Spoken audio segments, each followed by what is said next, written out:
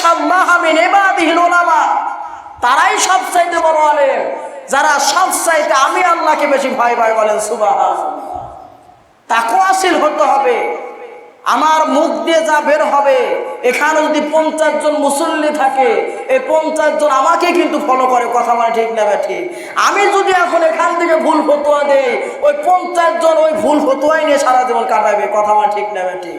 আল মারউ মা মান আহাব্বা, যার সাথে যার মহাব্বত তার সাথে হাসর নাসর।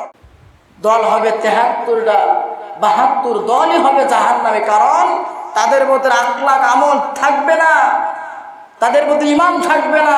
একটা মাত্র দল হবে, তাদের ভেতর নবীর প্রেম মহব্বত ভালোবাসা থাকবে, তারাই হবে জান্নাতি দল। বলেন সুবহানাল্লাহ। শুধু বড় বড় আলেম দেখলে হবে না, বড় বড় মুফতি দেখলে হবে না। কথা আমার ঠিক না ঠিক? পৃথিবীর একজন শ্রেষ্ঠ আলেম হতে পারে, পৃথিবীর একজন শ্রেষ্ঠ মুহাদ্দিস হতে পারে, পৃথিবীর একজন শ্রেষ্ঠ মুফাসসির হতে পারে, তার ভিতরে যদি নবীর প্রেম না থাকে, নবীর মহব্বত না থাকে, ভালোবাসা না থাকে, তাকে আমি আমার পায়ের জুতার ধুলার সমতুল্য মনে করি না। কথা আমার ঠিক না ঠিক? আর রাস্তার একজন মুসি, রাস্তার একজন ইতিম, তার ভিতরে যদি নবীর প্রেম মহব্বত ভালোবাসা থাকে, তাকে আমি আমার মাথার তাজ বলে মনে করি। কথা আমার ঠিক না ঠিক?